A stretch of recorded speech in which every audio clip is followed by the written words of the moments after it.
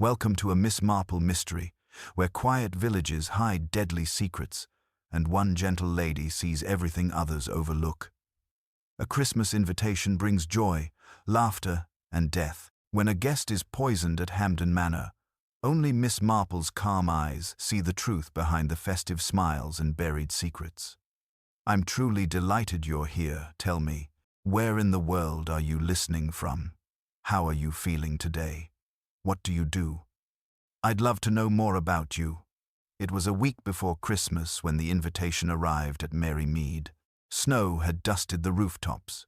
The church bells were rehearsing their carols, and every window glowed with the promise of the coming holiday.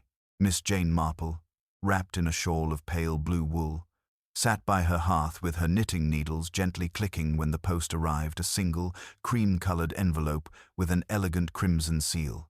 "From Mrs. Forrester," she murmured, recognizing the delicate hand at once. Now, what could she possibly want just before Christmas? Mrs.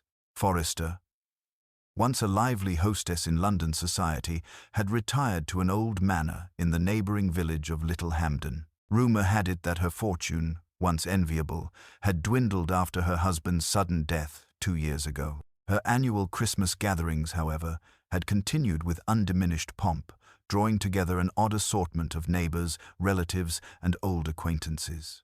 The note was warm, effusive even. "My dearest Jane, do come and spend Christmas Eve with us at Hampden Manor. We are to have a small gathering, just family and a few friends. It would be such a comfort to have your calm presence amidst the chaos. With affection, Constance Forrester." Miss Marple smiled faintly.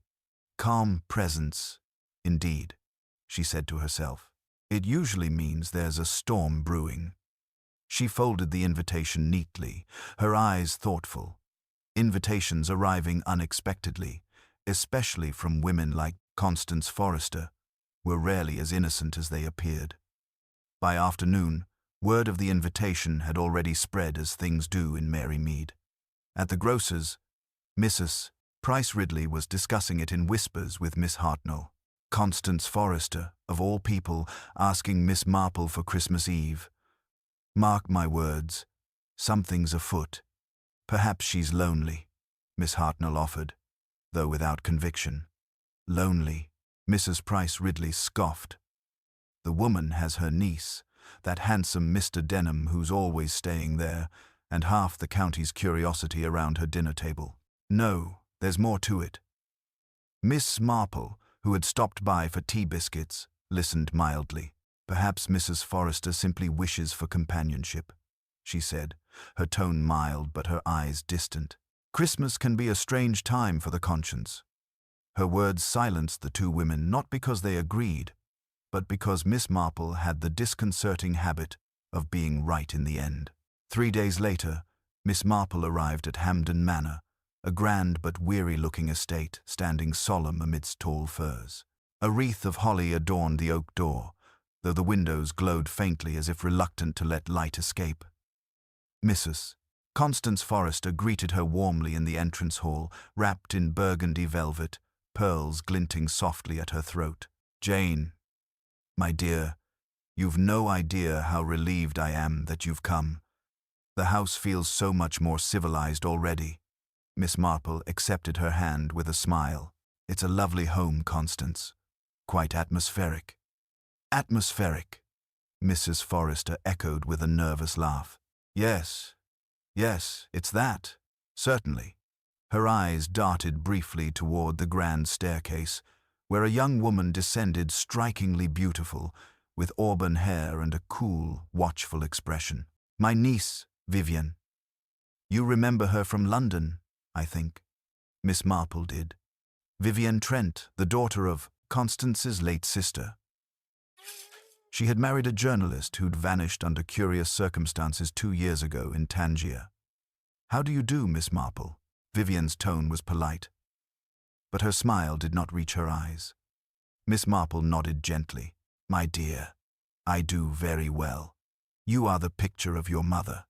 Behind Vivienne, another figure appeared, tall, well-groomed, and self-assured. "Edward Denham," Mrs. Forrester said, A dear friend of the family. Denham shook Miss Marple's hand with a practiced ease. The legendary Miss Marple. I've heard you have a gift for noticing things most people overlook. Miss Marple's eyes twinkled. Oh, only the unimportant things, the sort that don't interest clever people. Her modest deflection drew polite laughter, but there was an undercurrent in the air, something brittle beneath the civility, like a porcelain cup on the verge of cracking. The evening meal was served in the grand dining room beneath a chandelier that glittered like frozen rain. Around the table sat the assembled guests. Mrs. Constance Forrester, flitting between hospitality and nerves. Vivian Trent, quietly watchful, speaking little. Edward Denham, charming, opinionated, and far too smooth. Colonel Harper, a retired officer who talked of Burma and bridge. Dr. Allenby, the local physician, fond of port and pronouncements. Miss Marple, sitting quietly, her blue eyes alert under their lace-framed bonnet. Conversation turned, as it inevitably did, to the topic of death. "Dreadful business in Market Down," said Dr. Allenby. "Young fellow poisoned by his own aunt's Christmas pudding. They say she mistook arsenic for cinnamon." "Or so she claimed," murmured Miss Marple softly, her knitting needles clicking once. The Colonel chuckled uneasily. "Good heavens, Miss Marple, you make it sound deliberate." "Oh, I dare say I wouldn't know," she replied mildly. "But people do make the strangest mistakes at Christmas. There's so much emotion about." Across the table, Vivian's hand trembled slightly as she raised her glass. Edward Denham noticed. Mrs. Forrester, too, seemed to catch it, her expression tightening before she forced a smile. When the pudding was brought in, flaming magnificently with brandy, Mrs. Forrester rose to make a toast. "To old friends," she said, "and the comfort of familiar company." Her voice wavered only slightly. The glasses clinked. Miss Marple sipped gently, her gaze flickering from face to face. Something was very wrong here. There was too much tension in Vivian's silence, too much satisfaction in Denham's smirk, too much desperation in Constance Forrester's eyes. Miss Marple said nothing, but her knitting paused mid-stitch. For a woman of her intuition, the air at Hampden Manor already carried the unmistakable chill of guilt. And though no one yet knew it, before Christmas morning came, one of the people at that table would never wake again.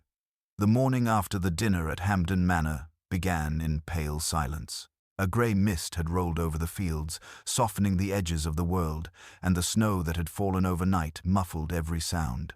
Inside the great house, fires burned low in their grates, and the faint scent of smoke mingled with the lingering perfume of roast goose and mulled wine. Miss Marple was awake early, as always. She sat by her window with a small cup of tea, watching the faint outlines of the garden hedge appear through the fog. Something about the stillness disturbed her. There was a heaviness in the air, not quite sorrow yet, but close. Downstairs, the housemaid, Elsie, moved quietly through the corridor, her slippers making no sound on the carpet. When she reached the library door, she hesitated. It was slightly ajar.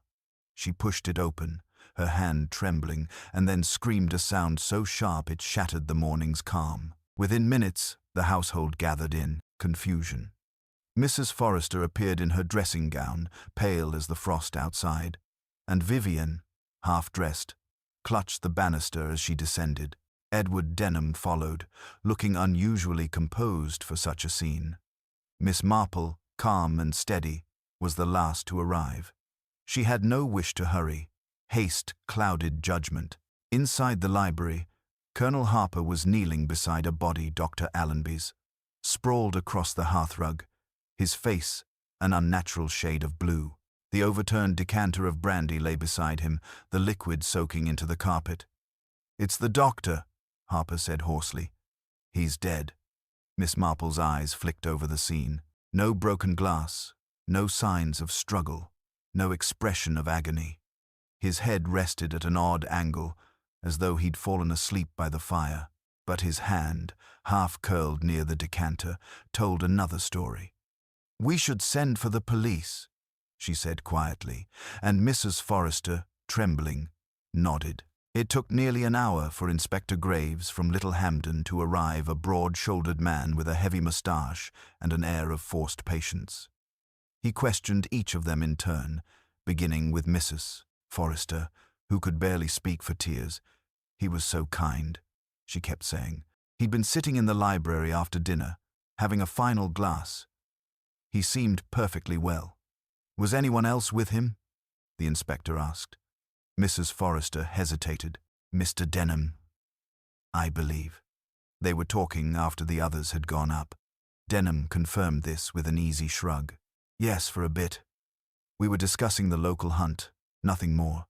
He poured himself another drink, and I left him there about midnight." "And you, Miss Trent?" Vivienne's voice was soft. "I went to bed early. The conversation at dinner gave me a headache." Miss Marple listened, her hands folded neatly in her lap. When her turn came, she answered simply, "I went up shortly after 11. I heard no disturbance. I did notice something, a curious smell when I passed the landing. Almonds, I thought at first, though I may be mistaken." Inspector Graves looked up sharply. "Almonds, you say?" "Yes," she said, with the same mild tone she might have used to comment on the weather. "It reminded me of Mrs.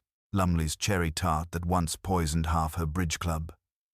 The inspector blinked, uncertain whether to take her seriously. But Miss Marple's expression remained serene. By noon, the body had been examined by the county coroner, who confirmed what Miss Marple already suspected. Dr. Allenby had died of cyanide poisoning. The brandy decanter, though rinsed, bore faint traces of the substance. Someone in that peaceful Christmas gathering had slipped death into his final drink. As the police withdrew to make arrangements, Miss Marple lingered by the window.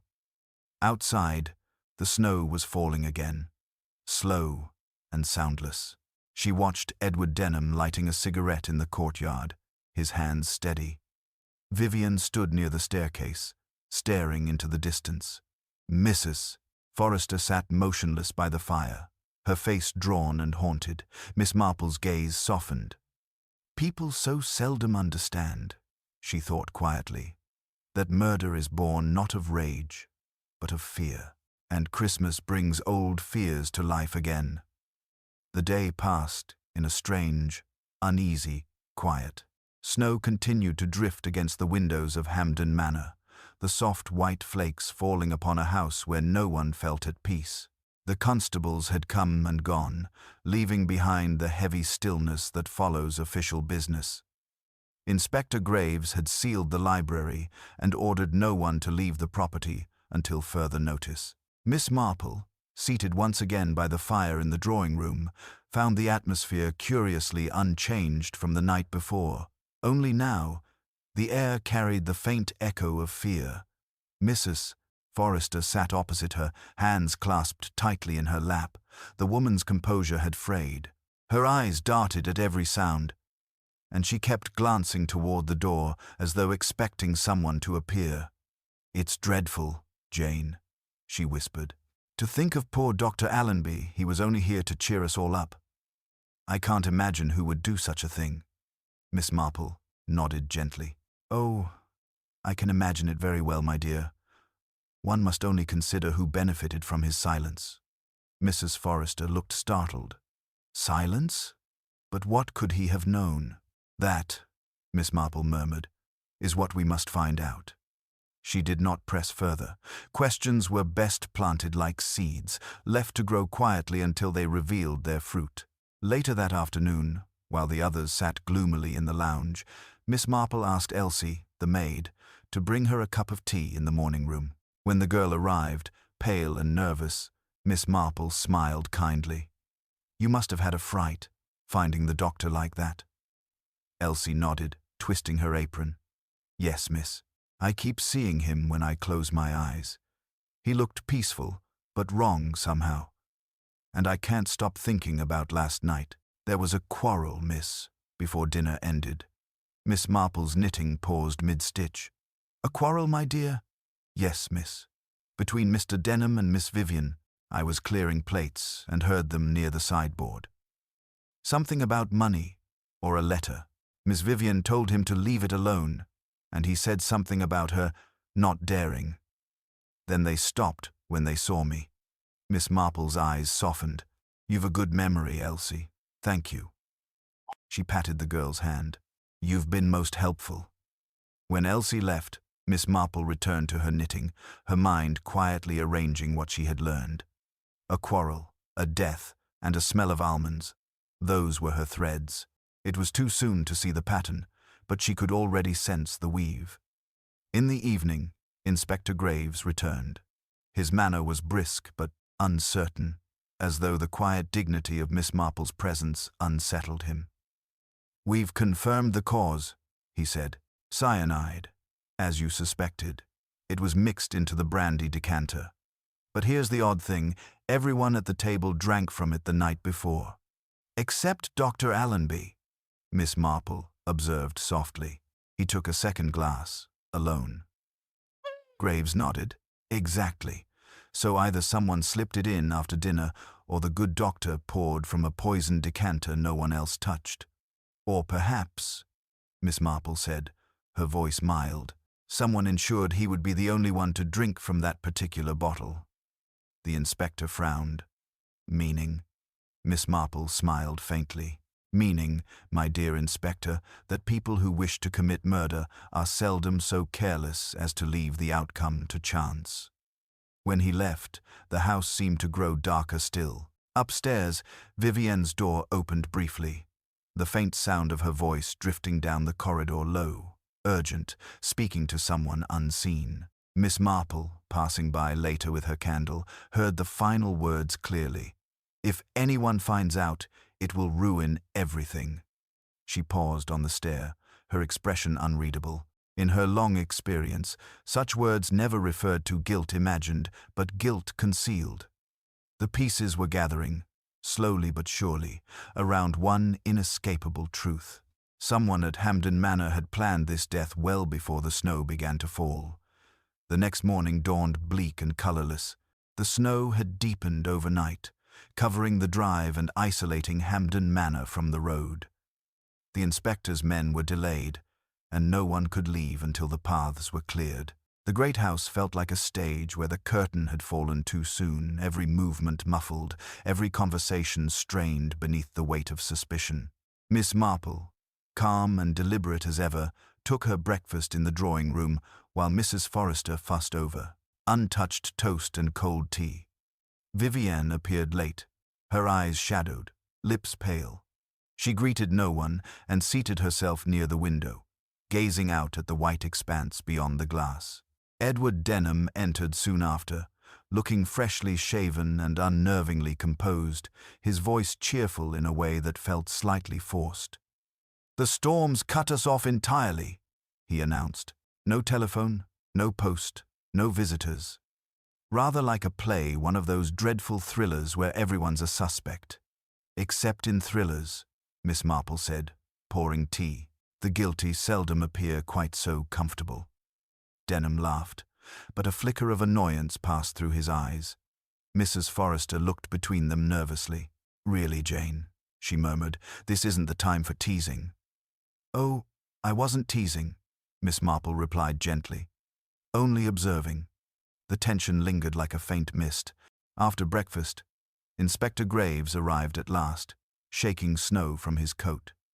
"We've cleared the path to the road," he said briskly, "but I'll be staying until the inquest. Too many unanswered questions here."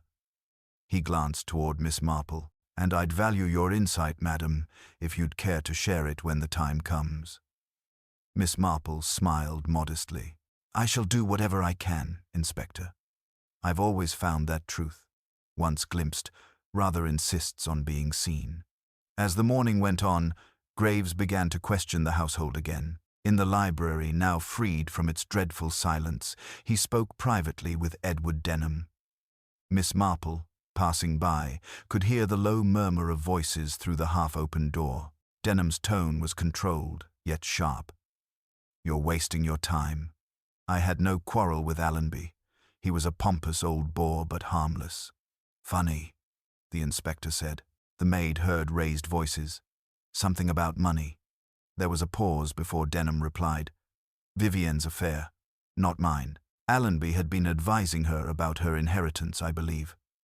She resented his interference. Miss Marple moved quietly away. She had learned long ago that people under pressure revealed more to silence than to interrogation. She made her way to the study where Mrs. Forrester was sorting through old letters with trembling hands. I can't bear all this talk, the woman said. It feels as if ghosts were whispering through the walls. Miss Marple sat beside her. Ghosts don't whisper without cause, my dear. What was Dr. Allenby advising Vivian about? Mrs. Forrester hesitated. Her late husband's estate. There was some confusion over a trust left in her name, something her uncle, my husband, arranged before he died. Allenby was executor. He discovered, well, certain irregularities. Irregularities can be dangerous, Miss Marple said softly, especially when they touch upon family pride. That afternoon, the storm broke briefly, and the light faded to a bruised grey. The household gathered again for tea, each person watching the others too closely. Vivien's hands shook as she poured, spilling drops onto the saucer. Edward rose to help her, but she flinched away. You seem frightened, my dear, Miss Marple said kindly. Vivian looked at her, eyes wide and frightened. It isn't fear, Miss Marple. It's dread, because I think whoever killed Dr. Allenby meant to kill someone else. The words hung in the air, fragile and terrible.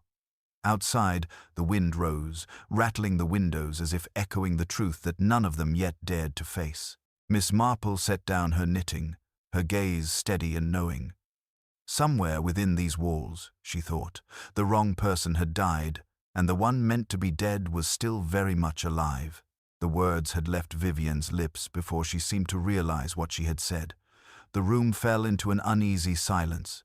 Even the fire seemed to lose its warmth, its flames shrinking as though listening. Mrs. Forrester's teacup trembled in her hand, and Edward Denham's confident posture stiffened, a subtle tension drawing across his jaw. Inspector Graves leaned forward slightly, his voice low but urgent. What do you mean, Miss Trent, that someone else was the intended victim? Vivian hesitated, her gaze darting between them, as if searching for a safe answer. I'm not sure. It's just a feeling. Dr. Allenby was kind, but he knew too much. He had been asking questions about things that were none of his business. Miss Marple's tone was calm, almost gentle. And what sort of things would those be, my dear? Vivian's eyes fell to her lap. Financial matters. My uncle's will, mostly. He thought Mrs. Forrester was being taken advantage of by someone close to her. She glanced up briefly at Edward Denham, then quickly away. He said there were discrepancies in the accounts. Denham gave a short laugh. How very dramatic. Allenby had the imagination of a gossiping spinster. I assure you, Inspector, he found nothing worth killing over. Then why? Miss Marple said softly. Did you argue with Miss Trent about a letter? For the first time, Denham faltered. What letter? He asked, too quickly. The one the maid overheard you mention, Miss Marple replied. She may not have understood its contents, but you did. Letters have a way of revealing uncomfortable truths, don't they? Denham's eyes hardened. If you mean to accuse me, Miss Marple, say it plainly. Oh, I never accuse, she said with her usual serenity. I merely notice. Mrs. Forrester rose unsteadily. Please, no more of this. We've had enough horror to last a lifetime. She turned toward the window, her voice trembling. Dr. Allenby's death was a terrible accident. Surely we must accept that. Poisoned brandy, my dear, rarely pours itself, Miss Marple murmured. Outside, the snow had ceased, but the silence it left behind felt heavier than before. Inspector Graves excused himself to check the servants' quarters, leaving the others in the strained quiet of the drawing room. Miss Marple sat perfectly still, her gaze resting on the half-empty decanter that had been set aside on the sideboard, sealed now but still faintly glinting in the firelight. After a long moment, Vivian spoke again, her voice barely audible. "There was a letter," she confessed. "Dr. Allenby wrote to me last week. He said he had discovered evidence of fraud money taken from my uncle's trust after his death. He wanted to meet privately after Christmas to discuss it." Miss Marple's knitting paused. "And did you tell anyone?" Vivian shook her head. "No, but I think Edward found out somehow. The letter disappeared from my room 2 days ago." Edward Denham stood abruptly. "This is nonsense." She's frightened and confused. "You can't believe." "Sit down, Mr. Denham," said Inspector Graves sharply, re-entering the room. His boots left faint marks of melted snow on the rug. "We'll sort this through properly." Denham hesitated, then complied, his composure slipping just enough for Miss Marple to notice the bead of sweat at his temple. The inspector continued, "I've just spoken with the kitchen staff. It seems only one person handled the decanter after dinner, Mr. Denham, when he offered to tidy the table." For a moment, no one spoke. The ticking of the clock filled the silence. Miss Marple's voice, quiet but unwavering, broke it. "Murder is very like embroidery, Inspector. One loose thread may seem trivial, but pull it gently, and the whole design unravels."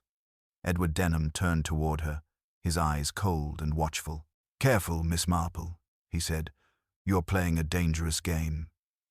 Her needles clicked once, a soft, precise sound. "Not at all, Mr. Denham. It's the game that's already playing itself." The air in Hampden Manor grew heavier with each passing hour. Though the storm outside had softened, the tension within its walls had only sharpened. Edward Denham's warning still hung in the air, a veiled threat that lingered long after he left the drawing room. Mrs. Forrester sat motionless, her eyes red-rimmed, while Vivienne stared into the fire, pale and withdrawn. Inspector Graves paced near the window, frowning as if the frost itself might yield an answer. Miss Marple, knitting in quiet rhythm, watched them all. She had seen guilt before it had many faces, but here it wore civility like a well-tailored coat. When tea was brought in, no one drank much. Denham, seated slightly apart from the others, kept his gaze fixed on the flames. "I hope, Inspector," he said lightly, "you're not planning to keep us prisoners here much longer. The whole business is unpleasant for everyone. Until we're certain who poured that poison, no one leaves." Graves replied firmly. "You seem eager to go, Mr. Denham." "I'm eager to be free of insinuations," Denham said, his tone tightening. "You've made up your mind to blame me. Perhaps it would be simpler if I confessed to killing Caesar while I'm at it." Miss Marple looked up, her expression serene. "I doubt Caesar would have accepted your invitation to supper," she said. "But Dr. Allenby, being polite, did." Denham's face twitched, and a faint smile more grimace than amusement crossed his lips. Vivian flinched. Mrs. Forrester broke the silence with sudden force. "Enough! I won't have any more of this hateful talk. Edward, please, let it rest." But the inspector's attention had shifted to the doorway, where Elsie stood hesitantly, her apron damp from the snow. "Beg pardon, sir," she said. "It's about the glass in the library. I was dusting this morning and found another one behind the curtain." Graves took it from her, a tumbler, faintly smudged, still smelling faintly of almonds. He turned toward Denham. "You said Dr. Allenby poured his own brandy." "That's right." "Then why?" the inspector asked evenly. "Was this glass hidden?" For the first time, Denham's confidence cracked. He looked toward Mrs. Forrester, then at Vivian, as though expecting help. None came. Miss Marple's needles clicked softly. "You see, Inspector," she said, "when people tell half-truths, they must find a place to hide the rest. Curtains are so very convenient." Graves studied the glass a moment longer, then looked back at Denham. "We'll have this tested. In the meantime, I'd advise you not to leave my sight." Denham stood abruptly, his composure gone. "You can't seriously think." But before he could finish, the hallway door opened and a draught of cold air swept through. A constable entered, hat in hand. "Begging your pardon, sir. We've found something in the stable loft." An envelope addressed to Miss Trent. Vivian rose, her face drained of color. "To me?" she whispered. The inspector took it and handed it to her. The envelope was damp, the ink smudged, but the handwriting was unmistakable. Dr. Allenby's. Vivian tore it open with trembling fingers. Inside was a single sheet. The words hurried but clear. "Vivian, someone at the manor means you harm. The trust money is the key. Don't trust the wrong man. I'll explain everything when we meet on Christmas Eve." A gasp escaped Mrs. Forrester's lips. Vivian stared at the page, her eyes wide with shock. Edward Denham's face had gone ashen. Miss Marple watched him quietly, the faintest glimmer of comprehension in her eyes. "I rather thought," she said gently, "that Dr. Allenby wasn't the intended victim after all." The fire popped sharply, sending sparks into the air. The inspector folded the letter with deliberate care, his voice low. Then the killer struck too soon. Miss Marple's knitting resumed, each motion neat and certain. "Or perhaps," she said softly, "the killer struck exactly when he meant to only. He didn't realize which cup his hand had chosen." For a long moment, no one moved. The ticking of the mantel clock seemed louder than before, marking each second with an almost accusatory patience. The discovery of the letter had shattered the fragile pretense of civility that had held the house together since the murder. Vivian still clutched the note, her fingers trembling, the parchment shaking like a small trapped bird. Edward Denham's expression had hardened into something unreadable, neither fear nor anger, but a quiet calculation. Mrs. Forrester sat perfectly still, her hands clasped tightly in her lap, her gaze fixed on the fire as if she could not bear to look at anyone. Inspector Graves broke the silence first. "This changes everything," he said quietly. "Dr. Allenby knew someone here meant to harm Miss Trent. The poison may have been intended for her." Vivian's lips parted, but no words came. She simply shook her head, her voice finally emerging in a hoarse whisper. "But why me? I've done nothing that could make someone wish me dead." Miss Marple's needles paused, suspended mid-stitch. "My dear, people rarely kill out of hatred. They kill out of fear, fear of discovery, fear of losing something they've taken, or fear of what you might say." Vivian turned to her, confusion and terror mingling in her eyes. "Then you think this has to do with the trust, the money?" Miss Marple's expression was mild. "Money, my dear, is a very old motive. As old as Christmas itself. And it has ruined more families than pride ever could." Inspector Graves leaned forward. "Mrs. Forrester, did you know about these discrepancies Dr. Allenby mentioned?" Mrs. Forrester started slightly, as though roused from a trance. He hinted at something once," she admitted, "but I told him it was nonsense. Edward manages the accounts now. My husband always trusted him." Graves' gaze flicked toward Denham. "You're executor of the Forrester estate." Denham's composure returned with practiced ease. "In a sense, I helped Mrs. Forrester manage certain investments after her husband's death. There was nothing improper about it. Allenby fancied himself a detective he must have misunderstood." Miss Marple smiled faintly, her eyes on the fire. "It's very curious," she said softly, "how often the innocent speak in explanations before anyone accuses them." Denham looked at her sharply. "You enjoy implying things, Miss Marple, but insinuation isn't evidence." "No," she said calmly, "but human nature is." Outside, the wind had risen again, rattling the shutters like restless fingers. Inside, the fire crackled faintly, throwing long, uncertain shadows across the faces of those gathered. Graves rose, pacing slowly before the hearth. "We'll search the study," he said finally. "If Dr. Allenby was investigating, there may be notes or copies of correspondence." He left with a constable, leaving behind the uneasy trio. Vivian remained by the fire, her eyes on the letter as if willing it to vanish. Denham moved toward the window, lighting a cigarette with unsteady hands. The glow of the match illuminated the tension in his face. Miss Marple rose, walking slowly to the decanter still sealed on the sideboard. Her fingers brushed against the glass. "It's strange," she said, almost to herself. Cyanide leaves such a distinct taste, yet Dr. Allenby drank it without complaint. One must assume he trusted whoever poured it.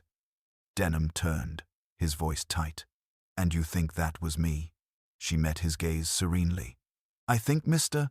Denham, that trust is a dangerous luxury in a house full of secrets." At that moment, the door opened again, and Inspector Graves re-entered, holding a small notebook. "Found in a drawer in the study," he said grimly. "Dr. Allenby's handwriting.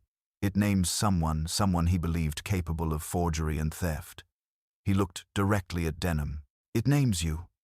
Denham's cigarette slipped from his fingers, falling to the carpet with a faint hiss. Mrs. Forrester gave a cry, half disbelief, half grief. Miss Marple merely folded her knitting, her expression thoughtful. "Yes," she murmured, almost to herself. "It's beginning to make perfect sense now, though I fear," she added quietly, "the truth will hurt more than the crime itself." Edward Denham stood frozen, as though struck by an invisible blow. The color drained from his face, leaving it taut and pale. Inspector Graves opened the small notebook and read a few lines aloud, his voice steady but edged with gravity. "Funds withdrawn under Denham's supervision. Signature inconsistent with Mrs. Forrester's. Possible falsification confront after Christmas dinner." He closed the book softly.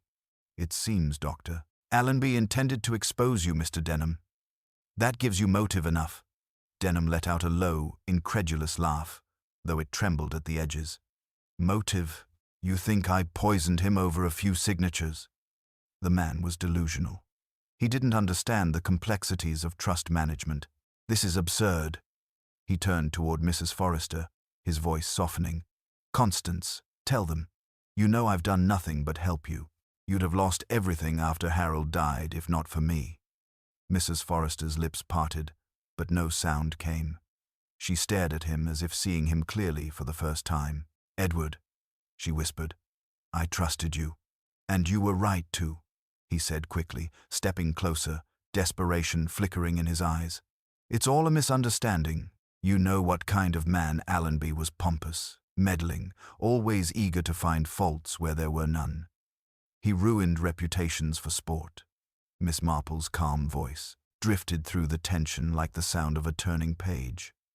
"I don't think Dr. Allenby was the sort to invent scandals, Mr. Denham. He seems to have been remarkably precise.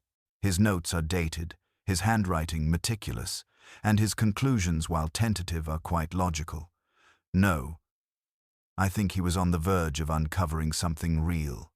Denham's composure faltered. "You're accusing me of murder, then?" "Oh, no," Miss Marple said gently. "Not accusing. Observing again. You see, what interests me most isn't what Dr. Allenby discovered, but what he didn't. He must have assumed the missing funds were stolen, yet I suspect they were moved. Hidden away, perhaps. But not by you." Inspector Graves frowned. "Not by him. Then who?" Miss Marple's eyes turned toward Mrs. Forrester, whose trembling hands gripped her handkerchief so tightly that the lace tore. "Poor Constance," she said softly. "You must have been terrified when you realized your mistake. I think you trusted Edward far too much. Let him manage the accounts. And when Dr. Allenby began to question them, you feared the truth would come out that your husband's estate had already been spent. Am I right?" Mrs. Forrester's breath caught audibly. No, I didn't." "But you did," Miss Marple said gently. "Only, you meant no harm at first. A little borrowing here and there, perhaps, to maintain the house, to keep up appearances. But by the time you realized how deep the debt had become, you couldn't bear the shame." Allenby began to probe. You decided the only way to silence him was to ensure he never spoke again. The room went utterly still. Even the wind outside seemed to pause. Mrs. Forrester stared at her, eyes wide, disbelief mingling with horror. You think Jane? How could you? Miss Marple's gaze remained calm but sorrowful. Because, my dear, you were the only one close enough to pour in his final glass. Edward brought the decanter. Yes, but you refilled it when he wasn't looking. You told Elsie to warm his brandy by the fire, didn't you? Such a kind gesture, so very like you. Inspector Graves took a slow step forward. Is that true, Mrs. Forrester? Her lips trembled. It was an accident, she whispered finally, her voice breaking. I only wanted to frighten him. I never meant, oh dear God, I never meant. Miss Marple's knitting fell silent in her lap. No one ever does, my dear. But poison is a most untrustworthy ally. Mrs. Forrester buried her face in her hands, the truth spilling out in broken sobs. Outside, the first church bell of Christmas Eve began to ring, its solemn tone carrying through the snow like a requiem for guilt long hidden. Mrs.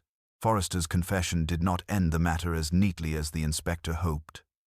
Though her words trembled with sincerity, there was something unfinished in them, something that left the air unsettled. Miss Marple, sitting quietly beside the hearth, noticed the detail at once, the too quick admission, the manner of a woman seeking relief rather than truth. The inspector, however, believed the case solved. We'll have to take her into custody, Graves said grimly. You understand, ma'am, anything you say, Mrs. Forrester lifted her tear-streaked face. I meant only to frighten him. Miss Marple's gentle voice cut through the gloom. And yet, my dear, there remains one small difficulty. If it was an accident, why did you hide the glass? The older woman's eyes flickered with confusion. I don't know. I panicked. I didn't think. But you thought enough, Miss Marple said softly, to move it behind the curtain where you believed no one would find it. She looked toward Inspector Graves, whose brow furrowed again. You see, Inspector, the difference between panic and guilt is often revealed by what a person remembers to conceal. Before Graves could reply, Vivian rose from her seat, her voice cutting through the air like a blade. Stop this. You're tormenting her. My aunt isn't capable of murder, can't you see that? Miss Marple's eyes turned toward her. I can see that she loved you very much, Miss Trent.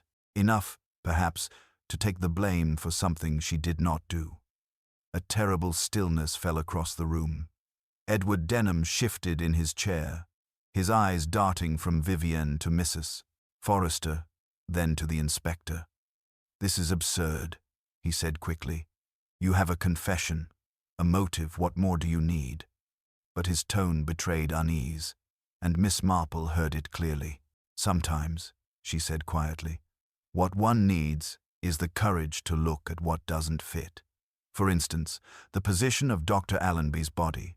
He was seated, glass in hand, yet the traces of cyanide were not on the rim, but within the residue at the bottom. That suggests it was poured after he began to drink, added, perhaps when he wasn't looking. Inspector Graves frowned. Added after. Then Mrs. Forrester couldn't have done it, she'd already left the room. Exactly, Miss Marple said, and only one other person remained. Mr. Denham. Denham stood sharply, knocking over his chair. That's a lie. Vivian's voice trembled. Edward, is it true? He turned to her, his charm collapsing into something raw and fearful. You don't understand. It wasn't meant for him. It was meant for you. A faint gasp escaped her lips. Mrs. Forrester cried out, covering her mouth. The inspector moved forward, but Miss Marple's calm tone held them all in place. Because she discovered your theft, she said softly. You knew Dr. Allenby intended to warn her on Christmas Eve. If Vivian died first, the trust would revert to Mrs. Forrester, and you could still control it, through her gratitude and her ignorance. Denham's face twisted, his mask of control slipping completely. "It was supposed to be simple," he muttered. "Just a little dose in her glass. Allenby wasn't meant to touch it." His voice grew distant, hollow, but he stayed behind. He poured again. "How could I have known?" Inspector Graves stepped forward, snapping the cuffs around his wrists. "You'll have plenty of time to think about that." Denham said nothing more as he was led out into the cold. Only when the door closed did Mrs. Forrester begin to sob quietly. Miss Marple laid a gentle hand on her shoulder. "Come now, my dear. The truth always arrives late, but it arrives all the same." Outside, the snow began again, soft and soundless, covering every trace of the night's darkness with fragile white peace. The hours that followed passed in a haze of exhausted relief and quiet disbelief. The constables had gone, taking Edward Denham with them, leaving Hampden Manor hollow and echoing in the stillness. The storm outside had eased, but its silence was heavier than before, as if the snow itself were holding its breath. Mrs. Forrester had withdrawn to her room, overcome by grief and guilt, while Vivienne sat near the dying fire, her face pale but strangely composed. Miss Marple remained beside her, her knitting untouched on her lap. "I keep thinking," Vivienne said softly, "if I hadn't accepted that invitation, none of this would have happened." Miss Marple looked at her with gentle patience. "Oh, my dear, you mustn't think that way. Evil finds its opportunity where it can. It doesn't need our permission." Vivienne turned toward her, eyes glistening in the firelight. "He was kind to me once, you know. I truly believed he cared. Perhaps he did, in some distorted way." Miss Marple nodded. "There is often a thin line between affection and control. Mr. Denham wanted both your trust and your silence. And when he feared losing them, well, his hand trembled on the bottle, but not from love." Vivienne shivered and drew the shawl around her shoulders. The fire crackled softly, sending sparks into the dim room. "It feels strange," she murmured, "to be alive when someone else was meant to die in your place." Miss Marple's expression was kind but grave. "Life does that, my dear. It reminds us that chance and conscience walk hand in hand. The good doctor, poor man, acted as an unwitting savior. Perhaps that is how Providence works quietly, through the mistakes of the wicked." For a while, neither spoke. The grandfather clock in the hall ticked steadily, each second echoing through the house. Finally, Vivienne rose and crossed to the window. The snow outside glittered faintly under the moonlight. "What will happen to my aunt?" she asked quietly. "She didn't know about the fraud. Not really. And she's lost everything now." Miss Marple followed her gaze. "She will have her freedom and her peace, in time. The law will see that she bears no blame. But guilt of the heart is a heavier sentence. It lingers long after the judges have gone home." There was a knock at the door. Inspector Graves entered, his face drawn but relieved. "We've taken Denham to the station." He confessed the whole thing on the drive. Said he panicked when Allenby stayed behind. Claimed it was the brandy that ruined him, trusting the wrong glass, his words. He shook his head. "Poison's a coward's weapon, Miss Marple. I doubt I'll ever get used to it." Miss Marple gave a faint smile. "Few murderers realize that poison leaves traces not only in the cup, but in their souls. It demands cleverness, but it punishes conscience." Graves nodded, glancing toward Vivienne. "You'll both be called to give evidence. After that, I imagine the coroner will see this for what it was, a crime born of greed and opportunity." He hesitated. "You've my thanks, Miss Marple. If not for you, we might have hanged the wrong person."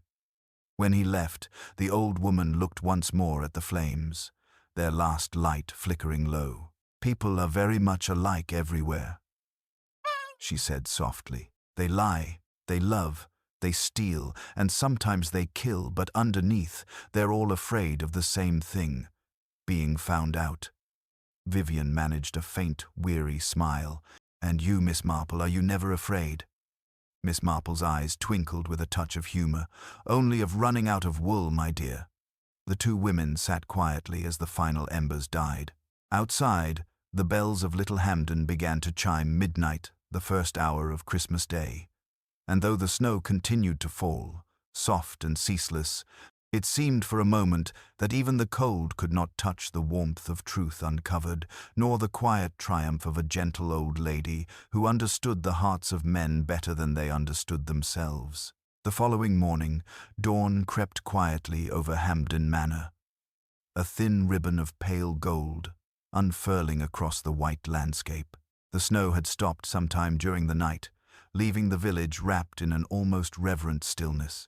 Inside the house, the faint scent of extinguished candles and cold ashes lingered, mingling with the calm that follows confession and capture. Miss Marple, who had slept little, sat near her window with her tea, watching a pair of sparrows darting across the frozen hedge. It was Christmas morning, yet no bells rang, no laughter rose from the kitchen, no carols hummed through the hallways. She descended the staircase quietly. The servants moved about in subdued silence, carrying out their duties with careful steps, their eyes avoiding the drawing-room door where the night's memories still lingered. Mrs. Forrester was already awake, seated by the window with her hands clasped tightly in her lap.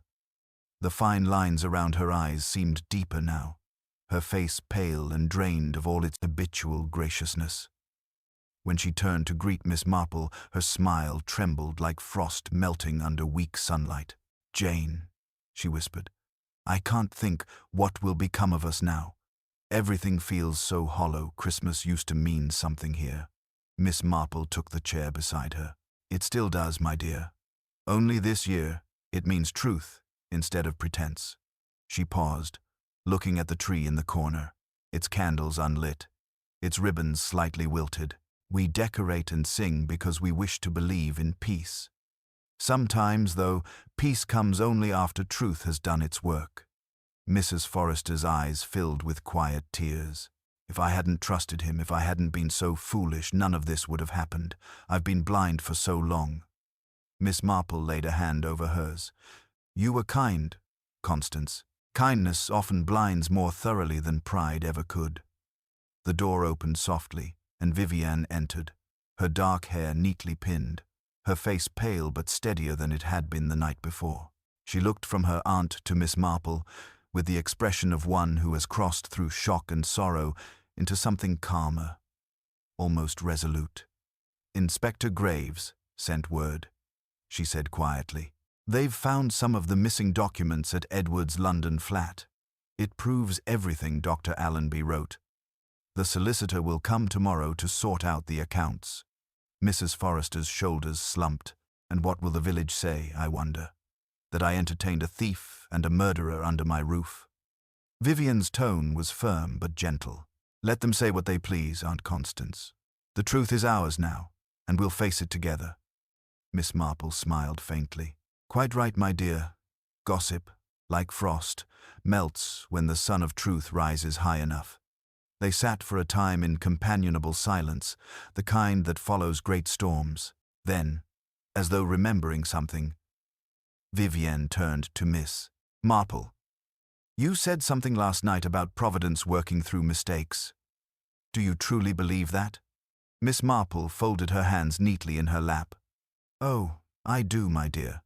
I've seen too many tragedies to think otherwise.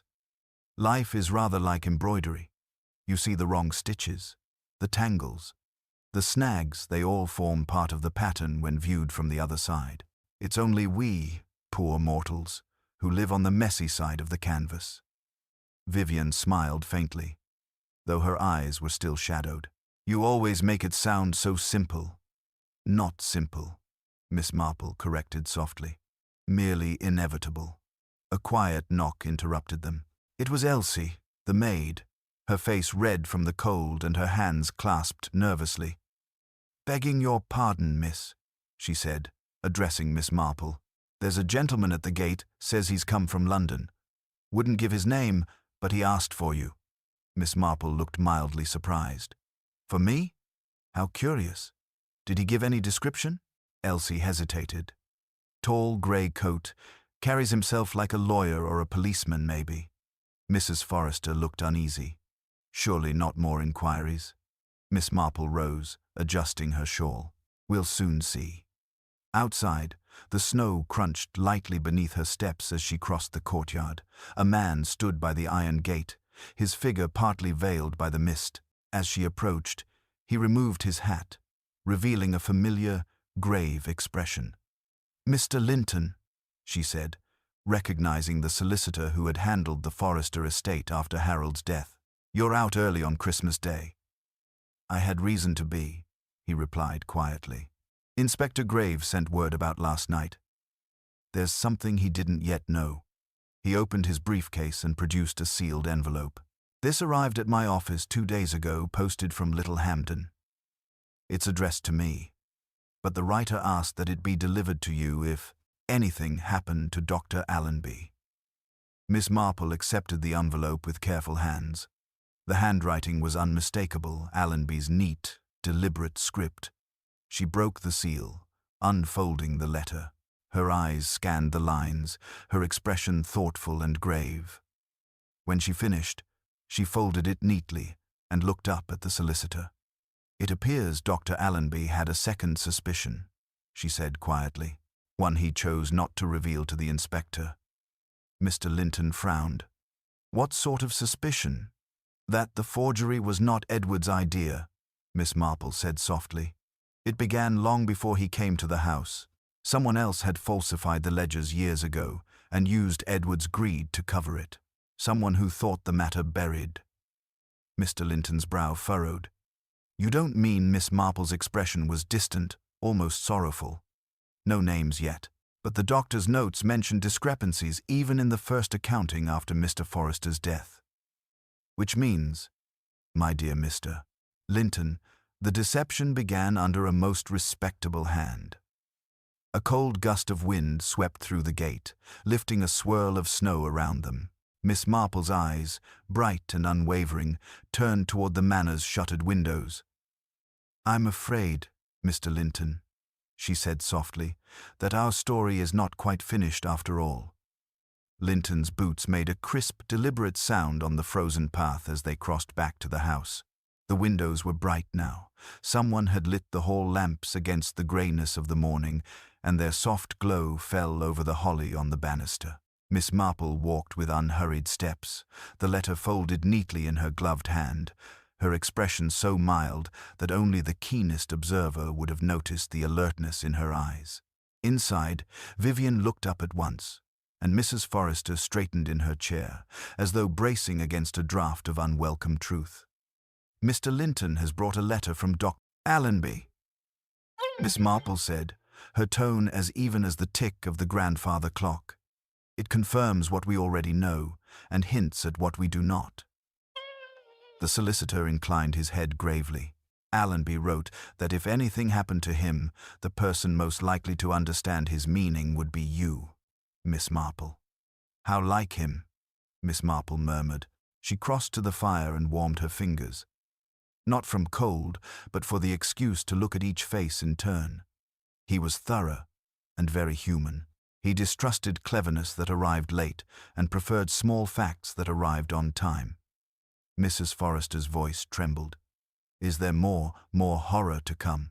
"No horror, I hope," Miss Marple replied gently. "Only clarity." She glanced toward the doorway. "Inspector Graves is still in the village?" Mr. Linton nodded. "He meant to call by before noon."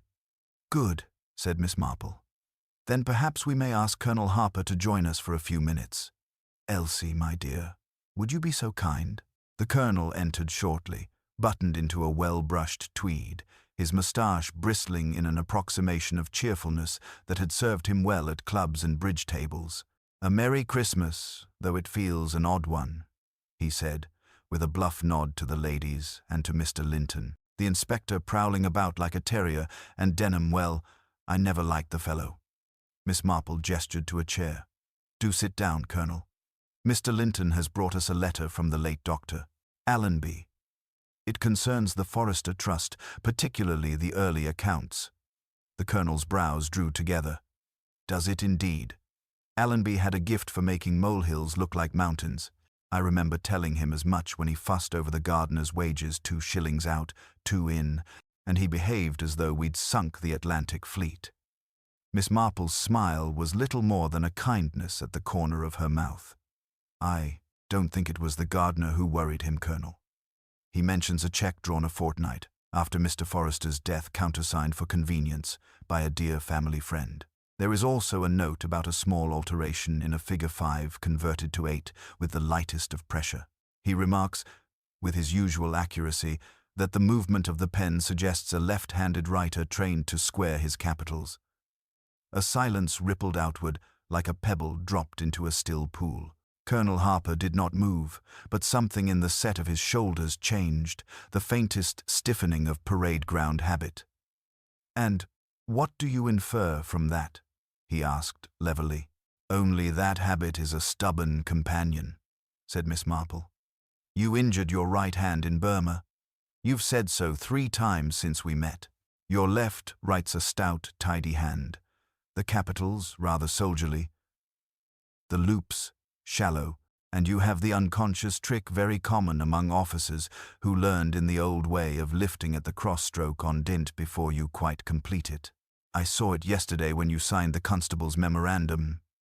Vivian looked from the Colonel to Miss Marple, colour draining from her face. "Are you saying?" "I am saying," Miss Marple continued, still gentle, "that Dr. Allenby believed the irregularities began before Mr. Denham's improvements. A helpful friend stepped in after the funeral, someone trusted enough to be handed a checkbook while grief still muddled the days. A friend who would tell himself it was only a loan, just to settle a pressing obligation, just until the dividends came. And then another, and another. The sort of thing that grows. Mrs. Forrester let out a small sound and pressed her handkerchief to her mouth. The Colonel's gaze, steady and cool, rested on the fire. "You build a very pretty theory, Miss Marple. I hope it is merely that," she said. "But I have found that when people speak often of honor, they are sometimes reminding themselves." She turned to Mr. Linton. "The cheque in question, do you recall the payee?" Linton produced a folded paper from his case. "A club account settlement of bridge markers for the winter of that year. Paid in cash over the counter, receipts regular but perfunctory." The Colonel's jaw worked once, like a man tasting bitterness. "There's nothing criminal in paying a club bill." "No," Miss Marple agreed, "unless one uses the wrong purse. When our own is empty, the temptation to reach into the nearest is very human. One tells oneself it will be put back before anyone misses it. Only debts do not sleep as soundly as honor wishes." Her voice softened. "And then comes a younger man, Mr. Denham, clever, admiring, grateful. He asks a few questions, notices a few gaps, and offers to set things right with clever arrangements. It must have seemed a relief at first." He looked at her swiftly then, and she saw, just for a moment, the weariness beneath the bravado. Long evenings, quiet panic, a pride that would rather sin than beg. "If I had asked," he said, almost inaudible, "Constance would have helped." "Pride is a very expensive thing," Miss Marple said. "More costly, often, than honesty." Footsteps sounded in the corridor. Inspector Graves appeared in the doorway, snow clinging to his shoulders like salt. "You sent for me, Miss Marple?" He took in the room with a shrewd glance. "Mr. Linton, there is a matter to set straight, Inspector," Miss Marple replied. "The murder is resolved, but the story is not complete. Colonel Harper did not poison Dr. Allenby. But he began the deception that brought Mr. Denham here." She turned to the Colonel with a kindness that made her words more merciless. "I think you will find that what you owe is less to the law than to Mrs. Forrester and to yourself." Graves' face remained unreadable, but he drew out his notebook. "Colonel?" Harper's gaze moved at last to Mrs. Forrester. She had risen without realizing it, one hand gripping the back of the chair, her eyes enormous and wounded. There was no accusation in them, only the stunned grief of one more betrayal. The Colonel winced as though struck. "Constance," he said, and the whole pretense of clubroom ease fell away from him. "Harold's death left you adrift. I meant to help to keep the place steady while you found your footing. The club, well, I told myself it was a loan. When it could not be repaid, I covered it. And then the next with cleverness. Denham saw it. He made himself useful. And then dangerous. Miss Marple finished softly. So when Allenby began to tug at the first thread, Mr. Denham chose poison. Pride makes debts. Fear pays them with cruelty. Graves' pencil paused. This first part, these withdrawals, will be a matter for the Crown Colonel. But given the amounts and the time elapsed, it may be settled as fraud rather than anything graver. Your cooperation will be wise. Harper's shoulders sagged. You shall have it. He looked at Mrs. Forrester again, and his voice roughened. I am sorry. There is nothing else to say that has not already been spoiled by being said too late. She did not answer at once. Then, with a strained dignity that had survived both grief and humiliation, she inclined her head. You will make restitution, she said quietly. Not to me, to the estate, to Harold's name, and then, Colonel, you will not call at Hampden for a very long time. He bowed his head, and for a moment he looked every inch the soldier again stripped of finery, standing to receive what was due. As you wish. Graves took a measured breath. We'll travel to the station together, Colonel, to make your statement. Mr. Linton, I'll want copies of those ledgers. When they had gone, the room seemed to expand, as though a weight had been lifted from its beams. Vivian exhaled shakily and crossed to her aunt, taking her hand. It's finished, she whispered. Truly finished.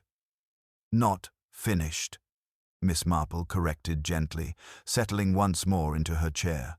But set upon the right road, the tidying of wrongs is rather like mending slow, pricking one's fingers now and then, but worth the effort when the garment is whole again.